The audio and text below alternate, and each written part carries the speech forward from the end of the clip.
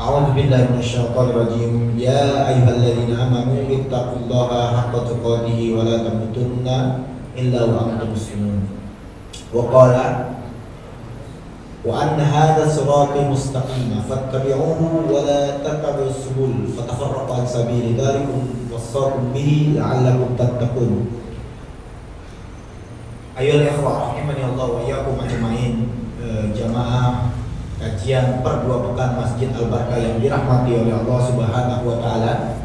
Alhamdulillah kita bisa berkumpul di masjid yang sudah namanya Al-Barkah pun berkah insyaallah buat kita semua. Di balik isu-isu yang masih dikembangkan bahwa Islam saat ini distigma negatifkan, diberi label-label yang kurang baik dan lain sebagainya. Tetap Allah senantiasa jaga hingga hari akhir. Lalu salawat serta salam kepada Nabi besar Muhammad sallallahu alaihi wasallam selaku suri teladan kita hingga akhir zaman. Baik, ayolah wa afillah rahimani Allah wa iyyakum wa iyyakunna ajmain. Kita akan membahas sebuah tema.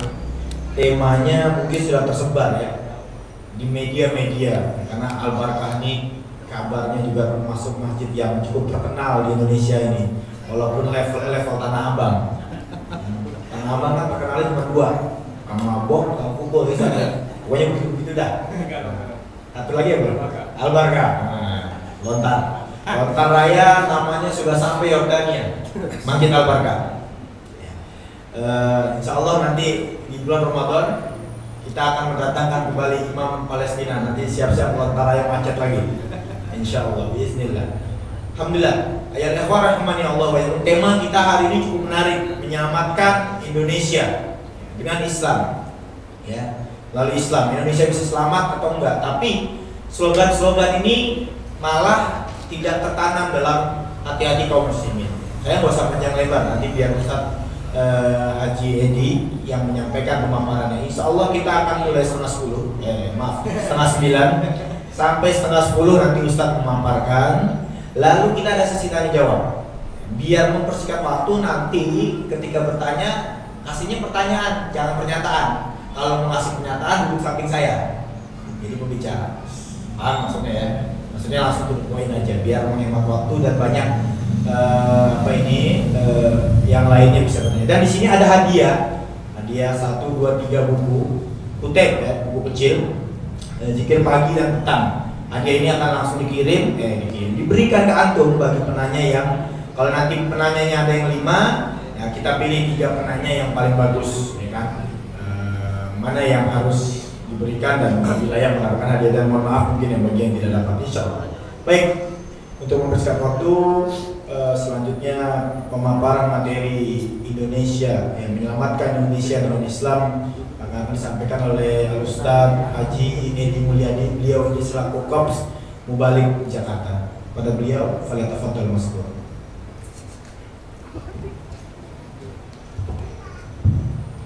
Bismillahirrahmanirrahim. Assalamualaikum warahmatullahi wabarakatuh. Alhamdulillah walladzi arsala rasulahu bil huda wa dinil haqq liyudhhirahu 'alad dini kulli wa kafa billahi shahida. Asyhadu an la ilaha illallah wahdahu la syarika lah wa asyhadu anna Muhammadan 'abduhu wa rasuluhu la nabiyya ba'dahu. Allahumma shalli ala Muhammad wa ala alihi wa sahbihi wasallam. Bapak-bapak yang saya muliakan, saudara sekalian, anak-anak muda, motor saya, anak muda yang semangat giroh Islamnya luar biasa, yang saya kira siap setiap saat ya ketika Islam memanggil ya. Insya Allah. Allahu Akbar. Puja-puji syukur kita panjatkan kepada Allah SWT. Allah satu-satunya Tuhan, tidak ada Tuhan selain Dia. Yang ingin kita sudah yakini, kita kita wujudkan dan bersumpah janji bahwa hanya Allah Tuhan kita, dan selain Allah artinya siapapun dan apapun juga, bukan Tuhan, bukan Allah, hanya Allah saja Tuhan kita. Kemudian kita akan menguatkan semoga salawat dan salam kepada Allah pada Muhammad Rasulullah Sallallahu Alaihi Wasallam, serta keluarga, sahabat dan pengikutnya yang setia di akhir zaman kelak. Amin. Saudara sekalian yang saya hormati, ini malam ini satu lagi bukti bahwa manusia gak bisa apa-apa. Mahdi kasih saya kesempatan bicara di sini, kemudian komunikasi jalan pakai slide.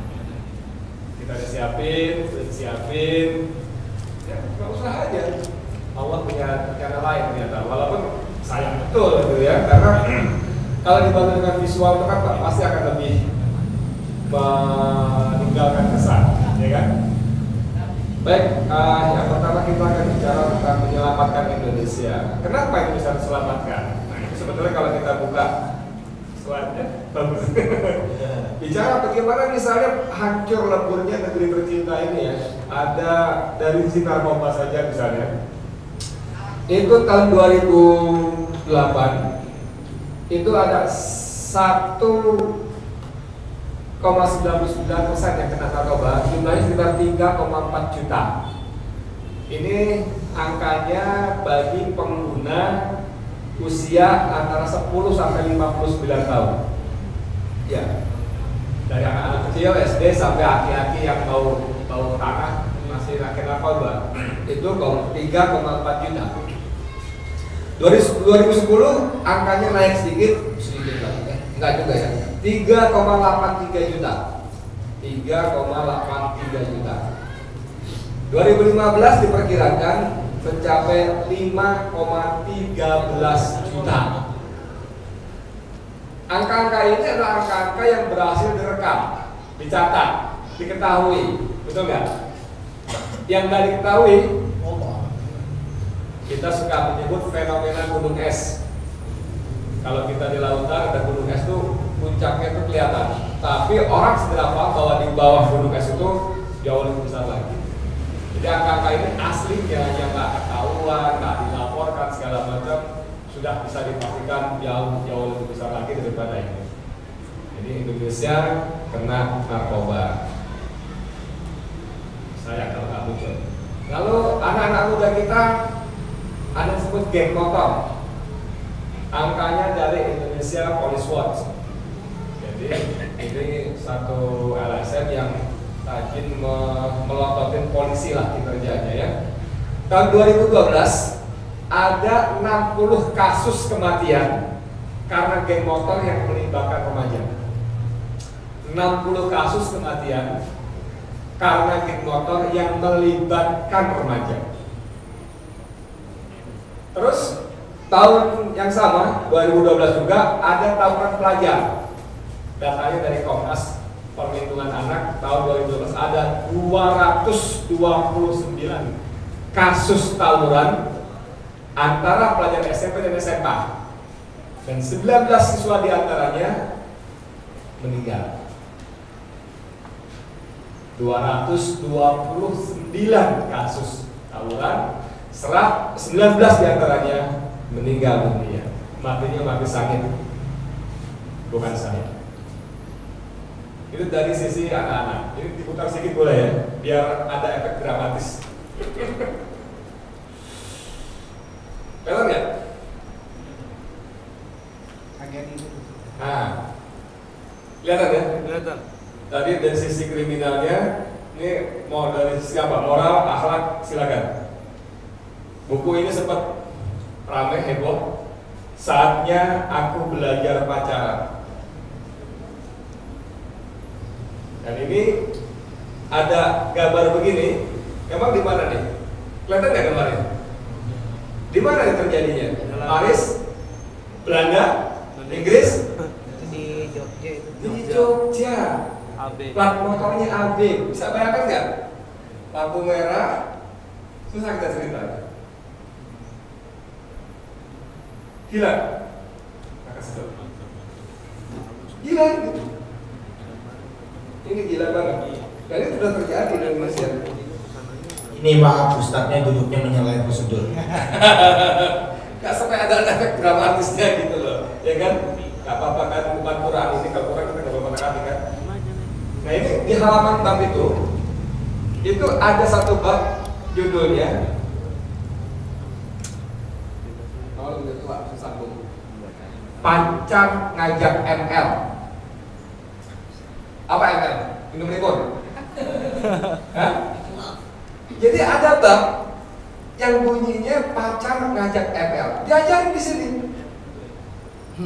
Saya baca itu pelan-pelan. Kalau ngobrol soal lewat tulisannya, sebetulnya wajar kok kalau pacar ngajak kamu ML. Seru nggak? Wajar kalau pacar ngajak kamu ML. Jadi kalau pacarku ngajak ML, kamu boleh aja nurutin maunya dia. Sedap nggak? Kalimatnya begitu. Jadi kalau pacar ngajak ML, wajar dan kamu boleh aja nurutin maunya dia. Ini ada di Indonesia, bukunya berbeda. Dan lucunya lagi, bukan lucu ya, musibahnya adalah bahwa ini baru ribut menjelang Februari kemarin yang disebut Valentine Days, ya baru hari ini aja. Padahal ternyata terbit 2011, udah 3 tahun. Berapa banyak yang udah dijual, berapa banyak yang dibaca? Ngeri betul. Ngeri. Nah ini, bagaimana industri kita, perdagangan kita pun mensupport. Ini ada di Surabaya, saya dapat kiriman dari Kepala Dinas Pertanahan dan Pariwisata Surabaya lewat WhatsApp, dikirim ke saya. Ini di sebuah pasar swalayan, kalau lihat gambarnya ini pakai strip merah, biru, kuning apa? Ada jual coklat, dipepit, dibungkus bareng dengan kondom. Ini kebetulan sidak wali kotanya bernama Risma, ketahuan sama dia langsung diberitakan tutup. Untuk wali kotanya Risma, kalau semacam Ahok nggak tahu kayak apa. Kemarin baru bilang berhalal. Ahok mulut botolen. Ini di Jawa Timur juga Batu. Nah, kelihatan saya. Ini ada Silver Queen dijual dengan dibungkus sama-sama kondom. Silver Queen coklat. Ini masih bau-bau Februari kemarin. Lalu ini ada baliho gede banget di jalan. Ini orang nurunin karena protes besar-besaran. Berbagi kasih di bulan Valentine. Februari promo.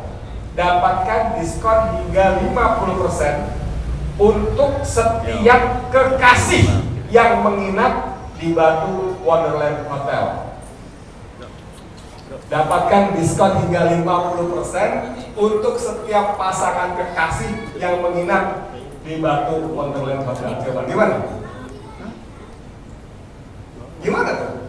Kita mau ngomong apa? Bagaimana industri kita, orang-orang kaya kita juga mendorong perzinahan seperti itu. Lanjut lagi. Ini data dari Komnas Perlindungan Anak, ya, fakta-fakta mengerikan. Perilaku seksual remaja SMP dan SMU. 93,7% pernah ciuman, petting, oral sex. Gak usah dijelasin ya. Petting, ciuman, oral sex. 93,7% SMP dan SMA. Ada di sekitar kita. Ya mudah-mudahan Allah jaga keluarga kita sehingga anak kita, ponakan kita nggak termasuk yang di sana. Atau cucu kita nggak masuk di sana kalau punya cucu ini. 62,7% remaja SMP tidak perawat. 62,7% remaja SMP tidak perawat. Al-Barakah sih bisa jadi nggak dengar orang kumpulannya mau ustaz-ustaz begini di masjid, ngaji, baca Quran, pelajaran silat, ada nggak? Ada dong. Nah, ada. Apa lebih kayak kopinya kuat kan daripada yang rumah. Jangan itu aja. Tapi di luar sana, gila. 62,7% remaja SMP tidak perawan. 21,2% remaja SMA pernah aborsi. Pernah aborsi. Aborsi itu berarti kenapa ya? Berarti hamil.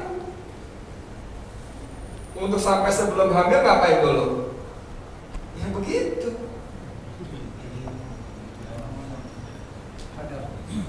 97% pernah nonton film porno. Ngeri angka-angkanya. Inilah kenapa salah satunya mengapa Indonesia harus diselamatkan.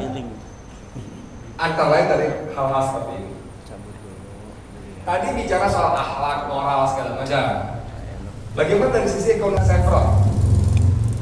Selebihnya ini asing semua. Asing semua. Jadi kalau pemerintahan Jokowi JK melepas harga BBM menjadi harga keekonomian katanya, ini karena desakan perusahaan asing itu yang sudah mulai masuk ke sektor hulu. Mereka buka pom-pom bensin. Coba lihat pom bensin mereka. Petugasnya ngapain? Ngepok lalat. Petugasnya ngapain? Ngobrol. Kenapa? Karena sedikit sekali kendaraan yang datang ke sana. Kenapa? Karena harganya masih terlalu mahal. Kenapa terlalu mahal? Karena tidak disubsidi. Nah, secara bertahap pemerintah Jokowi melepaskan subsidinya sehingga harganya dilempar ke harga pasar. Waktu harga Pertamina dengan Chevron, Petronas segala macam sudah dekat, orang kemana larinya? Kemana? Ke pom-pom bensin asing. Jadi pemerintah kita memang nggak bisa enggak kalau disebut budaknya asing. Iya. Itu antara lain. Lihat petanya. Ini judulnya peta kepemilikan Amerika dan negara lain atas wilayah migas dan gas metana batubara tahun 2012 di Indonesia. Mana gambar Indonesianya?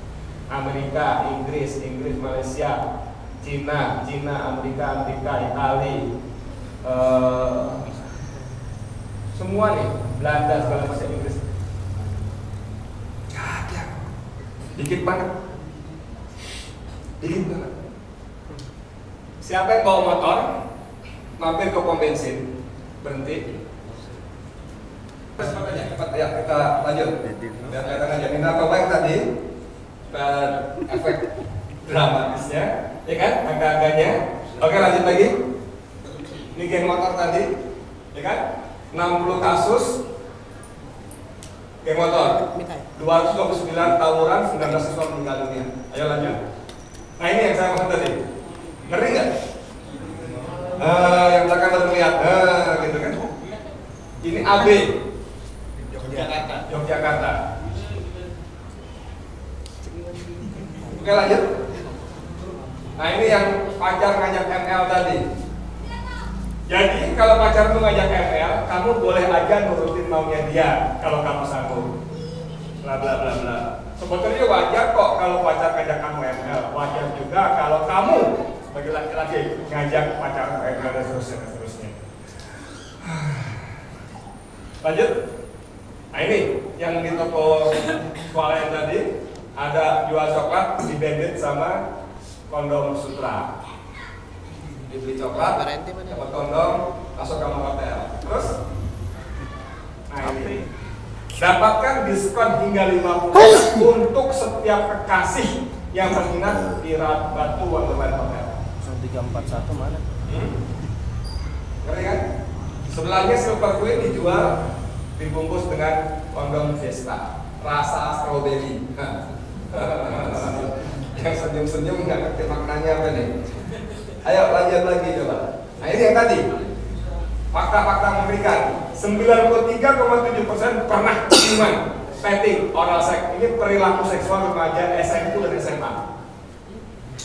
62,7% remaja SMP tidak perawan, 21,2 remaja SMA pernah aborsi dan 97% pernah nonton film porno. Ngeri ya? Lanjut. Ustaz, ada yang nanya tentang painting itu apa? Tak tahu jelaskan. Yakin? Painting itu laki-laki sama perempuan ditempel, digesek-gesek tapi nggak masuk. Sampai segitunya. Nggak pakai mic ya? Iya, iya. Paham ya udah ya. Nggak masuk, tapi digesek. Ya tahu. Oke gitu ya. Nah ini 90% gas Indonesia dikuasai asing. Pertamina cuma 16%, Chevron 44, selebihnya asing semua. Gila. Luar biasa. Nah tadi sampai itu ya, peta migas. Jebret. Peta tadi turun. Nah ini, lihat tuh mana logo Indonesianya. Semua orang asing. Nah tadi sampai ke naik motor, pom bensin, beli bang 20.000. Apa yang saudara lakukan apa di pom bensin itu? Apa? Ingat-ingat ya kan tiap hari kita beli bensin. Mata kita kemana? Hah? Kemana? Display. Kenapa? Angka kenapa kita mau lihat display itu? Bang, 20.000 bang, kata kita kesini berapa ya? Kenapa?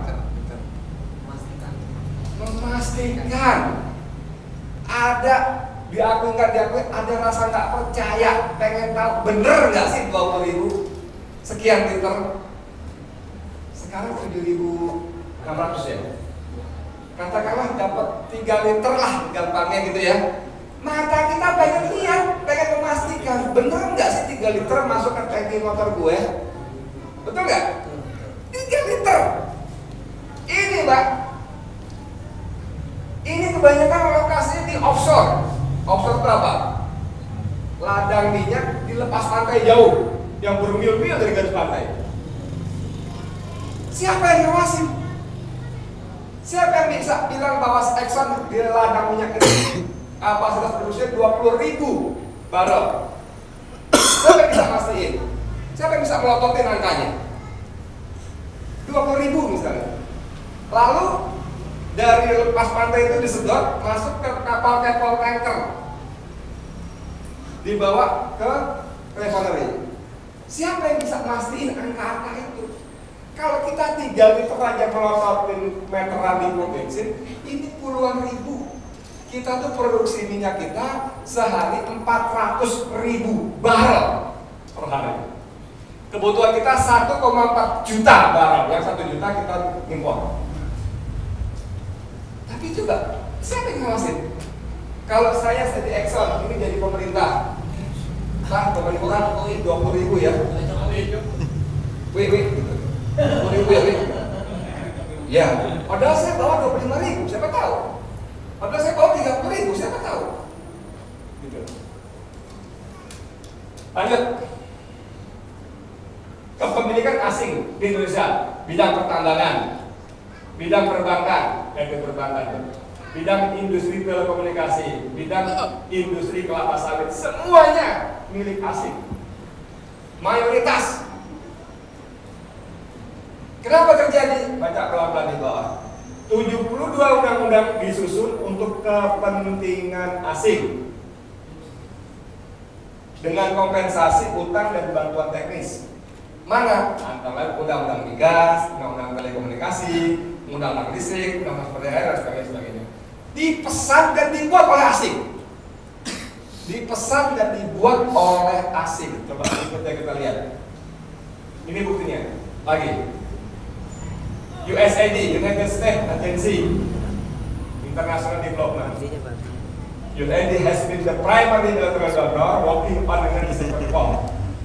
USAID telah menjadi donor bilateral utama yang bekerja pada reformasi sektor energi. Jadi donor. Bentuknya dari mana? Klik lagi bawahnya. Khusus mengenai penyusunan undang-undang migas, secara terbuka USAID mengatakan ADB dan USAID telah bekerja sama membuat draft. Draft itu konsep. undang-undang gas sepihak yang baru tahun 2000. Jadi kalau undang-undangnya konsepnya dibuat oleh asing, berpihak kemana itu undang-undang? Ini ada RT sebelah nih, RT sebelah punya sumur gas atau punya apalah tambang apa, datang ke RT sebelah lagi, gua mau ngatur ini nih supaya warga gua nggak berantem, kalau orang bikin tata tertibnya peraturannya. Saya tangga RT yang bikin, ya saya nanti kepentingan dong di sana dong. Pasal sekian gini, pasal sekian, kalau warga RT sebelah yang namanya Edi Mulya datang boleh ngambil 2 liter. Kan begitu, saya bikin aturannya. Antara ini undang-undang migas. Undang-undang migas itu antara lain yang kemarin dibantah oleh MK adalah pasal tentang melepaskan harga migas kepada pasar harga internasional. Nggak boleh, MK ketok palu jebret, gugur, dihapuskan karena melanggar konstitusi. Yang sekarang dilaksanakan oleh Presiden pilihan bapak-bapak saudara sekalian.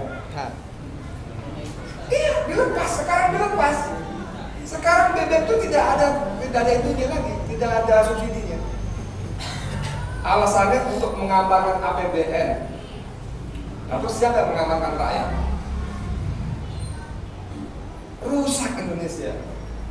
Lanjut.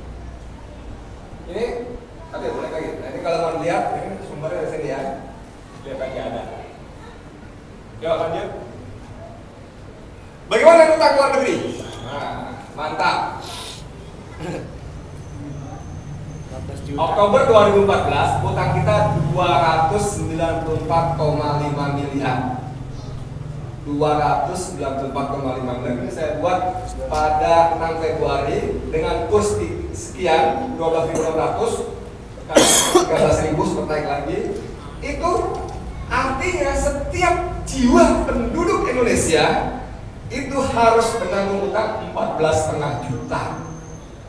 Jadi kalau Rasulullah bersabda, "Muradat Ulu Mauludi Yulan Wala Fitra," ya, ya kan? Betul nggak? Ya, seperti dulu. Semua bayi, kata Rasul, adalah fitrah suci, kecuali bayi Indonesia. Setiap bayi bisa fitrah suci dan menanggung utang 14,5 juta. Masuk warga lontar. Ya? Masuk warga lontar. Lontar, untuk paling banyak. Jadi setiap bayi yang lahir, selain Rasul bilang fitrah, di Indonesia khususon, wabil khusus, punya utang segitu. Dan ya ampun, gimana ngomongnya? Untuk siapa utang itu? Utang-utang hebat untuk siapa? Untuk pembangunan. Mana yang dibangun? Pertanyaan hebatnya siapa yang membangun? Nah gitu loh, pelaksana siapa? Siapa pelaksana pembangunannya? Waktu saya maju jadi wali kota, jadi gubernur, jadi presiden, saya dari mana duitnya? Kata dia, tenang di, gua modalin. Tenang ya, gua modalin. Namanya Tony Nata, namanya siapa? Itu saya jadi apa? Siap komandan, ini proyek mau melaksanakan. Dari mana duitnya? Ngutang.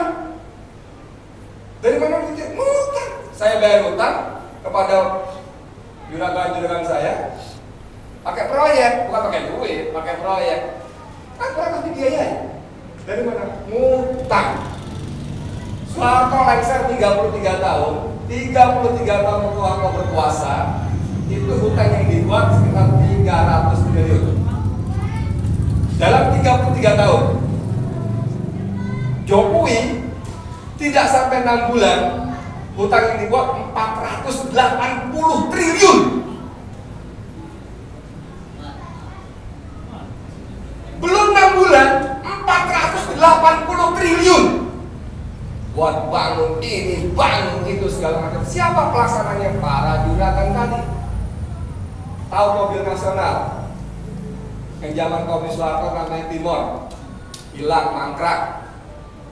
Dia bangun mobil nasional, tunjuk Proton Malaysia yang dijual juga rugi. Nah, Proton Malaysia itu ada partner lokalnya, mitra lokalnya. Siapa? Namanya Hendro Priyono. musuh Islam nomor 1 di Indonesia.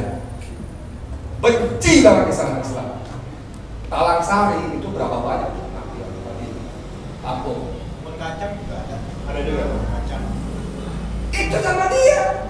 Proton itu. Udah gitu, namanya industri kendaraan bermotor. Ada Gaikindo, gabungan industri kendaraan bermotor Indonesia. Tidak satu pun tokoh dan pelaku industri kendaraan bermotor yang kenal siapa PT ini, pelaksana mobil nasional. Nggak ada yang tahu. Nggak dikenal makhluk ini, makhluk baru antah barantah. Wartawan investigasi kantornya waktu tanda tangan itu Jokowi melihat segala macam dan sebagainya pakai upacara mewah.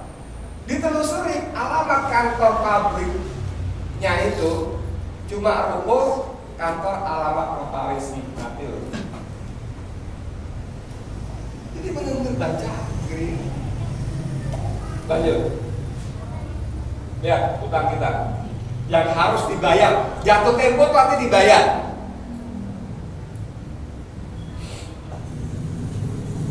Paling murah tahun 2012 81,5 triliun untuk bayar utang. Utangnya buat siapa? Berikut. Buat siapa utang kita? Ayo deh. Sebenarnya buat dia namanya.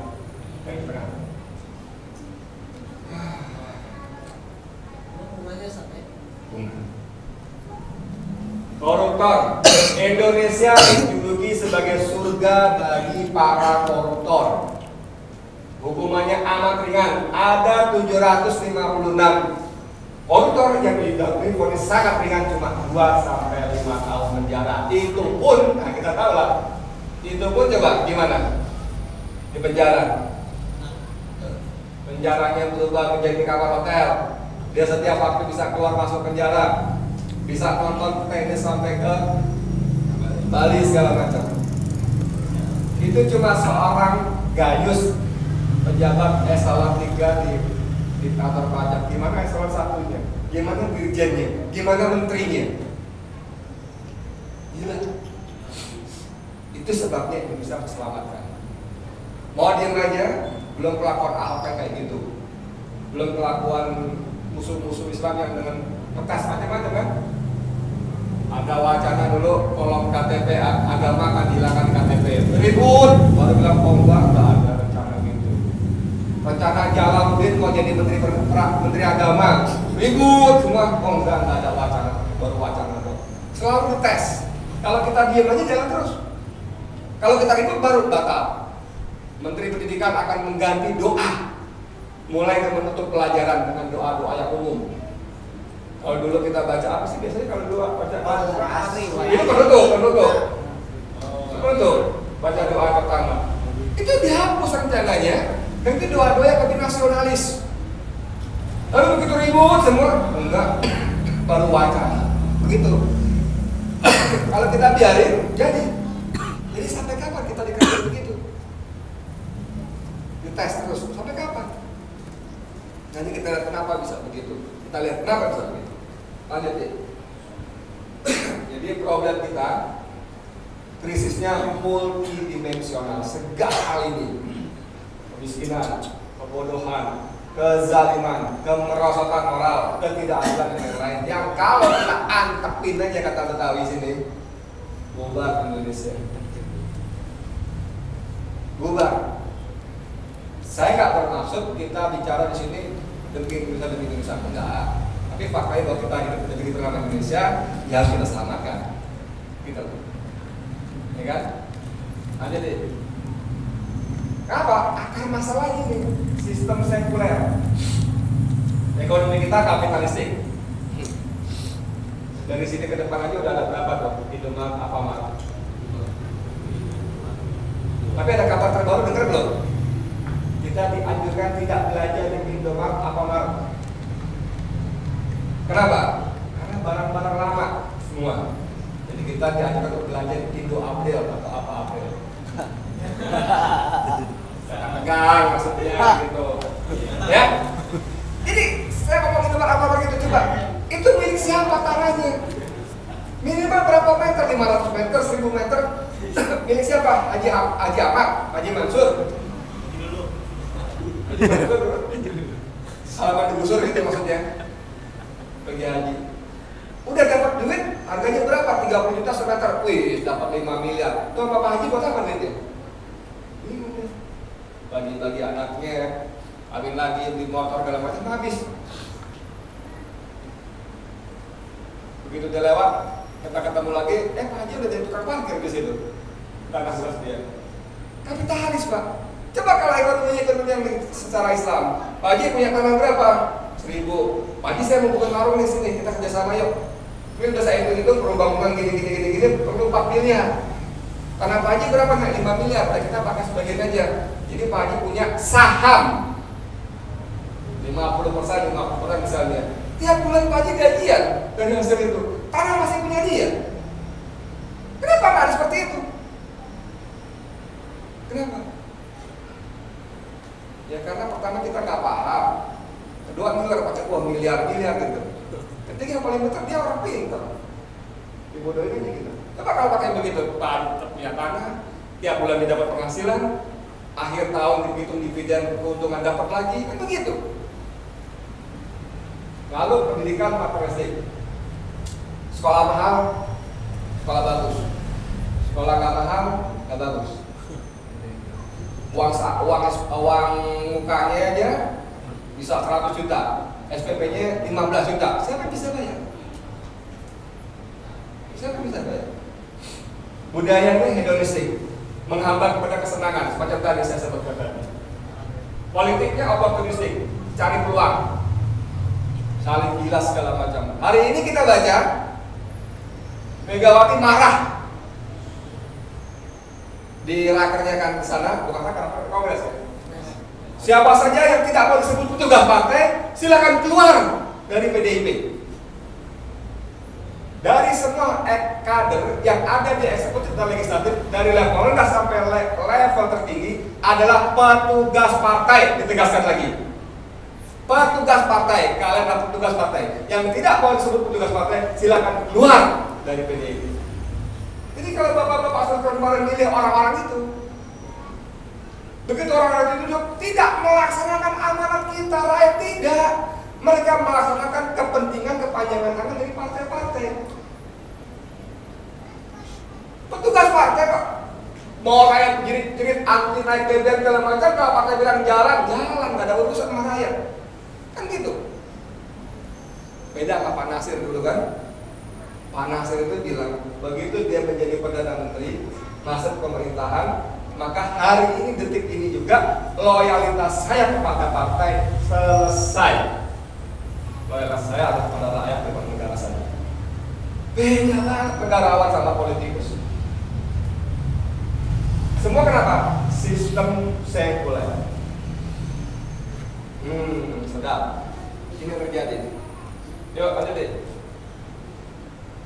Mengapa Indonesia makin terpuruk? Ayo. Ada yang tahu nggak?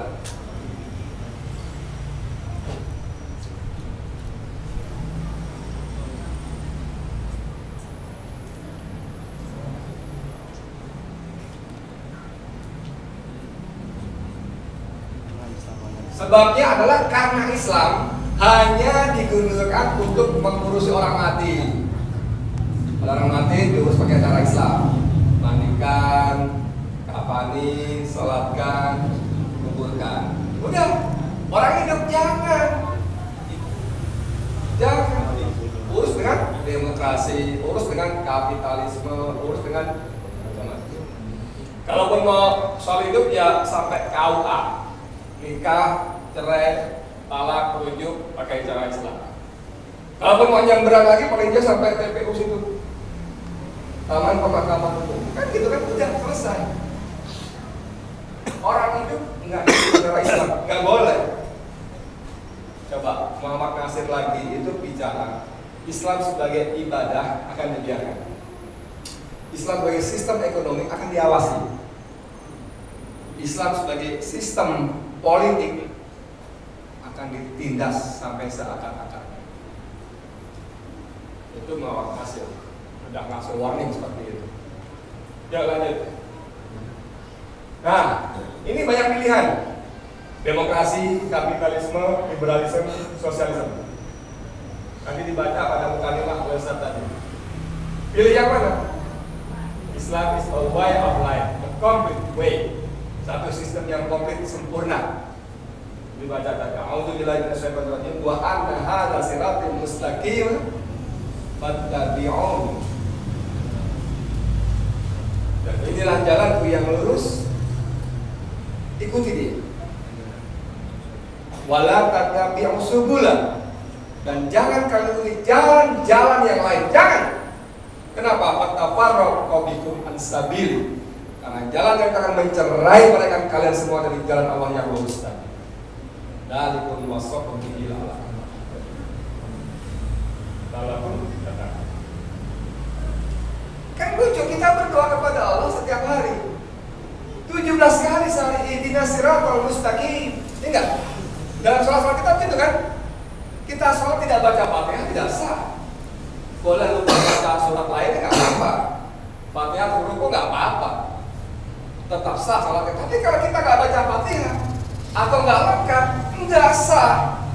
Itu kita baca 17 kali sehari, ihdinas siratal mustaqim. Ya Allah, tunjukilah kami jalanmu yang lurus. Di bawah jawab, wa anna hadza siratal mustaqim fattabi'uhu. Kalau saya nggak tahu kemarin, bingung, saya mending kayak tukang ojek di depan. Bang, Masjid Al-Barakah mana? Al-Barakah mana? Lontar atas. Oh, ini dari mana? Lurus, belok kanan dikit, lalu lurus lagi dikit, ada belok kiri masuk, ada cabang, ambil yang kiri naik, lontar atas. Tukang ojek kasih tahu gitu. Kalau saya mau sampai tempat ini, saya harus ikuti tukang ojek itu. Suruh lurus saya lurus, putar balik saya putar balik, belok kiri saya belok kiri, harus begitu.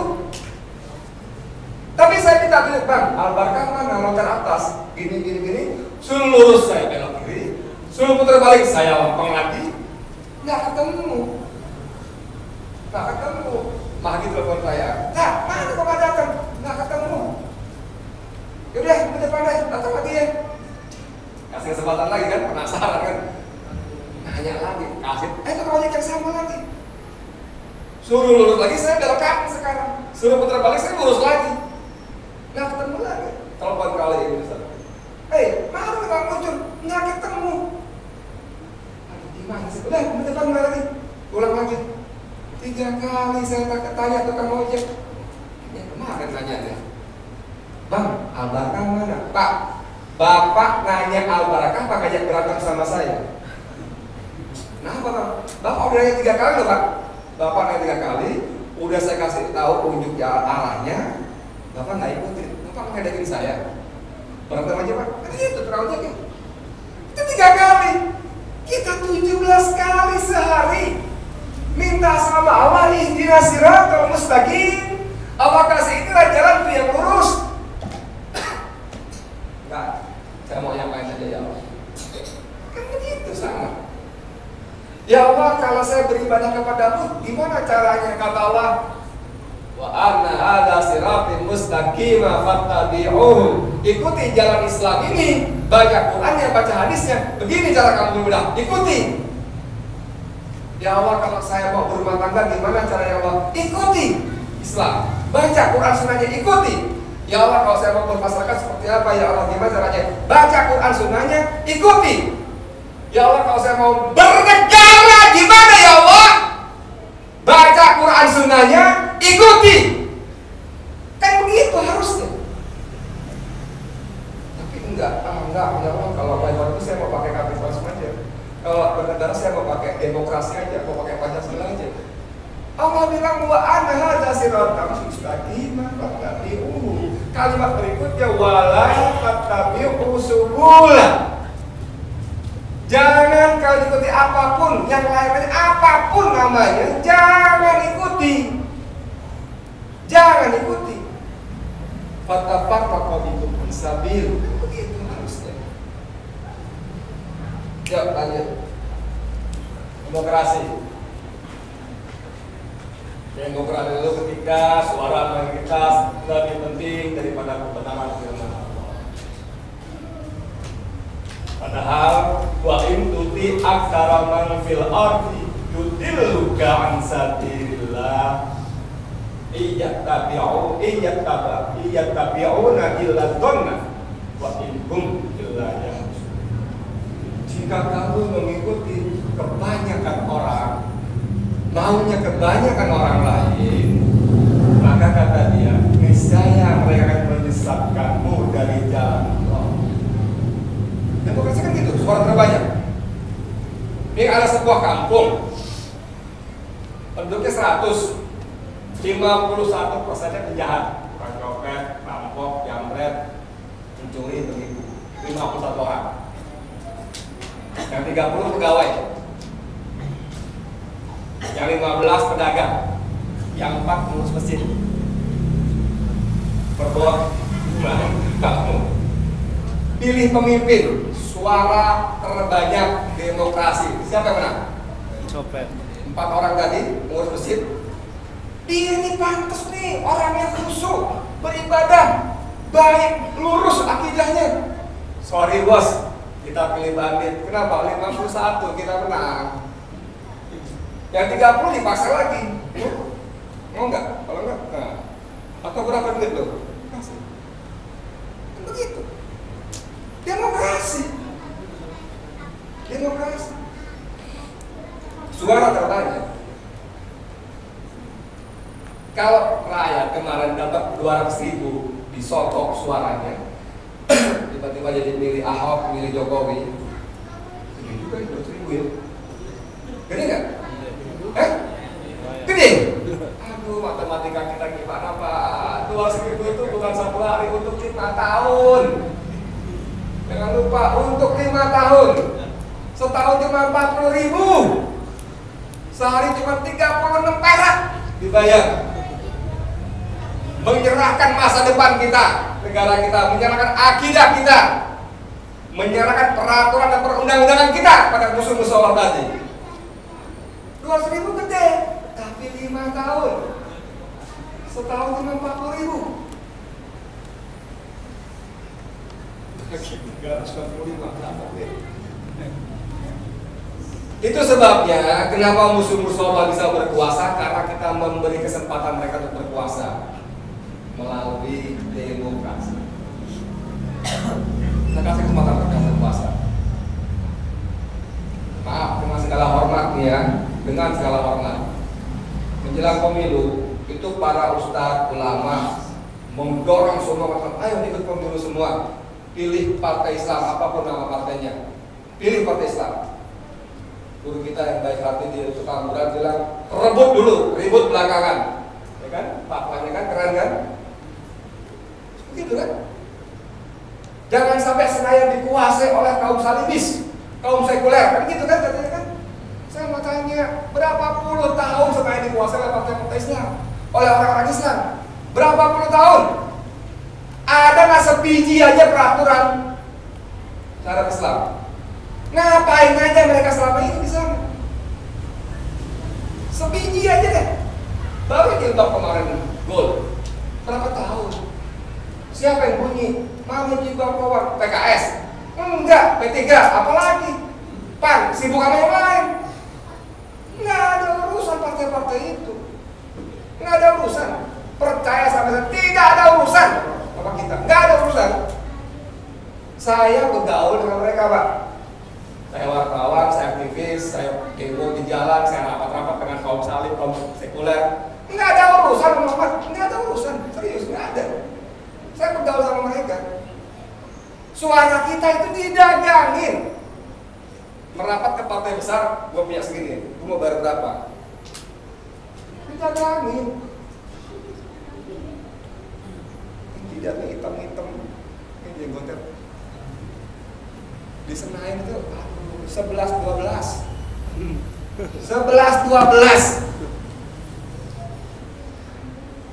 enggak ada. Lanjut. Nah, kita masuk kepada sebagai solusi. Ini Al-Maidah ayat 3.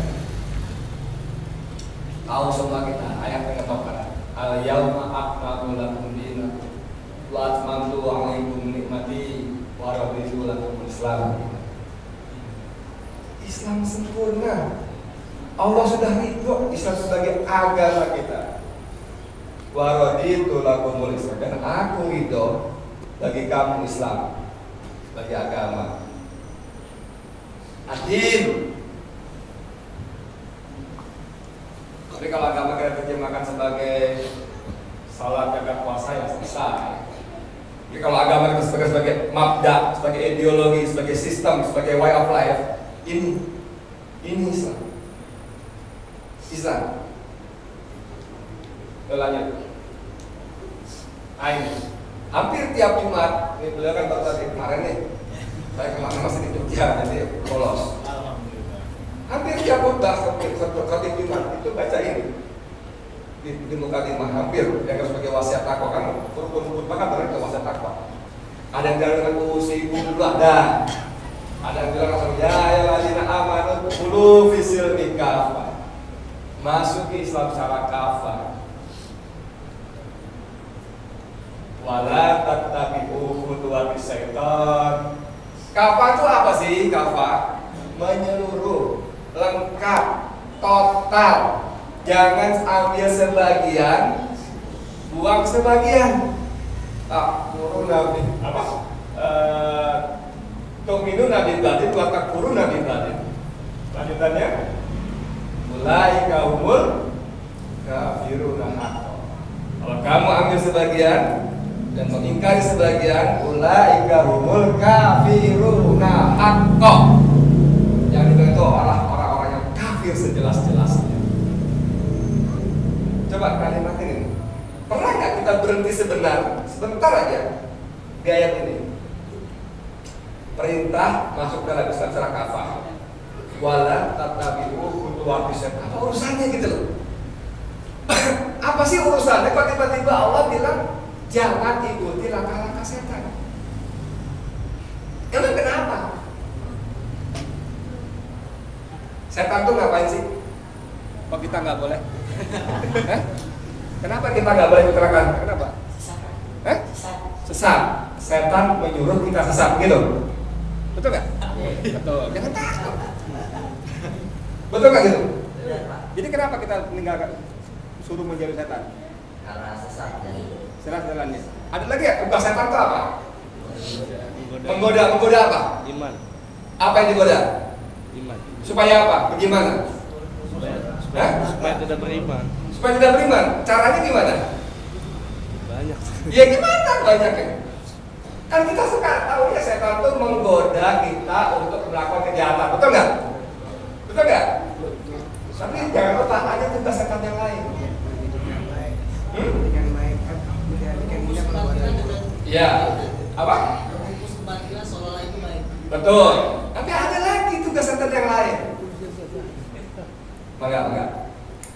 Tugas setan mencegah kita berbuat baik, betul nggak? Udah, coba putar aja, masih muda.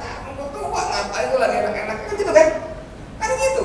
Jadi setan itu menyeru pada kejahatan dan mencegah pada kebaikan. Dibalik kalau kita kan ta'mur bil ma'ruf, wa tanhauna 'anil munkar kan gitu. Setan itu mencegah berbuat baik, betul nggak? Ketemu nggak di sini? Perintahnya, ya ayyuhalladzina amanu khulu fisilmi kafah, ikuti, masuki Islam secara kafah, wala tattabi'u khutuwati syaitan. Jangan ikuti langkah-langkah setan. Artinya, kebayang nggak? Ngeri kan? Artinya kalau kita tidak kafah dalam berislam, setuju nggak? Kalau kita tidak berkafah dalam Islam, maka kita sudah sekutuan syaitan. Sudah mengikuti langkah. Ya, Islam cukup untuk di masjid aja. Sholat, zakat, puasa, haji. Jangan urus masyarakat. Apalagi udah nanti lu masuk daftar densus. Begitu kan? Artinya saya sudah ikuti langkah-langkah setan. Tidak kafah dalam Islam. Jadi untuk berdosa, maaf ya, kita bisa beda pendapat, nanti kita diskusi. Untuk berdosa dalam Islam, tidak harus mencuri. Untuk berdosa dalam Islam tidak harus menipu, membunuh, tidak kafah dalam Islam dosa. Karena Pak sudah mengikuti langkah-langkah setan. Ngerti nggak? Emang Allah iseng-iseng taruh kalimat di belakang kalimat berikutnya sebelumnya? Iseng-iseng kan taruh di belakangnya? Ya, ada maksudnya. Yuk lanjut. Apa yang kita lakukan kalau Allah kasih perintah? Innama kana qaulal mu'minina idza du'u ila Allahi wa rasulihi liyahkuma bainahum ayyaqulu sami'na wa ata'na. Faulaika humul muflihun. Orang-orang beriman itu kalau diperintah untuk mengikuti Allah dan Rasulnya sebagai sumber hukum, sebagai ketetapan, sami'na wa ata'na. Kami dengar, kami taat ya Allah. Kalau kita baru, kita termasuk orang yang beruntung. Kan begitu harusnya. Quran itu apa sih sebenarnya? Untuk apa Quran? Untuk kita baca surat Yusuf 7 bulan. Saya nggak bermaksud untuk minta bukan ya. Maaf, saya nggak ngomong gitu kan. Saya nggak ngomong minta. Monggo silakan masing-masing. Untuk dibaca surat Maryam waktu 7 bulan. Untuk dibaca ayat kursi untuk apa gitu? Untuk kita baca wadduha waktu wadduha gitu, supaya rezeki Allah terbuka lebar gitu. Boleh, monggo, itu tuntunan Rasul, boleh. Tapi hanya begitu? Bukan. Islam, Quran itu diturunkan untuk mengubah kita menjadi seperti ayat Quran itu. Tidak kita ambil sepotong-sepotong, fankihu, balakum minan nisa. Contoh kayak nih. Mas Selasa warba. Cocok ini. Nikahilah oleh kalian perempuan-perempuan yang kalian sukai. 2, 3, 4. Cocok kita pakai. Ya ayyuhalladzina amanu kutiba alaikumusiyam. Sebulan, hari pertama hari terakhir. Jangan sampai minggu ini lagi. Ramadan.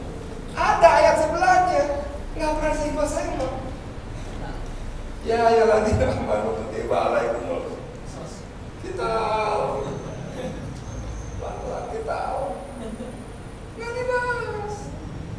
Wahai Nabi, perintahkan anak-anakmu perempuan-perempuan untuk menutup seluruh tubuhnya. Nggak dibahas. Begitu pakai dibungkus, bukan ditutup. Palanya dibungkus, dia bedak-beduk mana-mana. Dibungkus, tapi aduh, saya ngeri juga tuh. Pemandangan seorang anak ngeri juga gitu.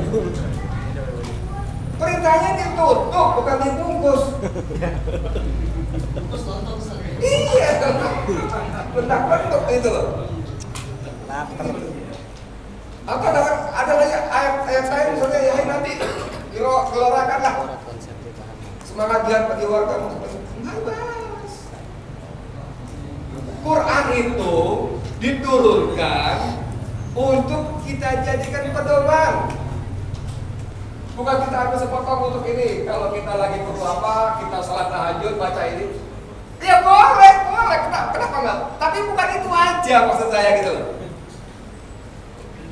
Kalau kita mengajar pusat yang belasana kan, yang sedekah, yang ini baca ini dapat ini, boleh nggak apa-apa.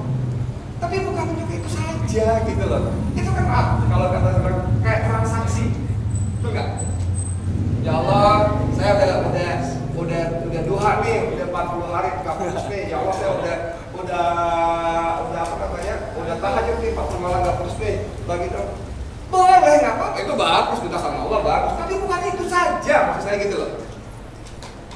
Saya nggak bilang itu salah, itu udah bagus kalau kita minta makan kan nggak boleh. Kan Allah juga memberikan janji, ada pahala, boleh. Tapi bukan itu saja. Itulah sebabnya ketika Aisyah ditanya, Aisyah, bagaimana akhlak Rasul? Jawabnya, menurut Quran. Akhlak itu Al-Quran. Gimana kita memahaminya akhlak Quran? Artinya Rasul itu ya Quran. Hidupnya itu dipenuhi dengan ajaran dan penerapan Al-Quran. suka ini memahaminya, misalnya kalau mau membangkitkan umat itu yang harus diperbaiki akhlaknya, betul nggak? Betul nggak? Kita perbaiki akhlaknya maka negara akan bagus, betul nggak? Pak, nggak gitu Pak, nggak gitu. Perbaiki negara itu terapkan syariat. Pahami, pelajari, terapkan syariat. Akhlak itu buah. Tapi kan innamahu itu liutami makarimah akhlak. Kan begitu. Kamu baca fantasiru fil ardh, beredarlah di muka bumi untuk mencari ridha Allah, untuk mencari ridha Allah. Laksanakan akhlak. Jadi akhlak itu adalah buah dari penerapan syariat. Ya. Ini apa nih? Ada tahu nggak? Ini yang sakit ini apa nih? Kolong. Kolong apa? Kolong meja. Pernah nggak tukang meja bikin kolong meja? Dul, ngapain Dul? Buat bikin kolong meja nih. Hah? Ada nggak? Dul, ngapain Dul? Buat bikin meja. Ada kolongnya. Laksanakan syariat Allah, Quran Sunnah, akhlak kita terbentuk di situ. Akhlak kenabiyah. Buah. Gitu. Yuk lanjut lagi. Islam, terus. Jadi Islam yang kafah itu, Islam sempurna itu, yang kita sebut salat, zakat, puasa itu hanya bagian dari ritual. Islam itu ada hukum, sosial, politik, rangka, budaya, pendidikan. Ini surat Ibrahim ayat 14 ya. Tadi Ibrahim 14 ini sebetulnya ini. Gimana bunyi? Perumpamaan kawan-kawan. Ya. Ya.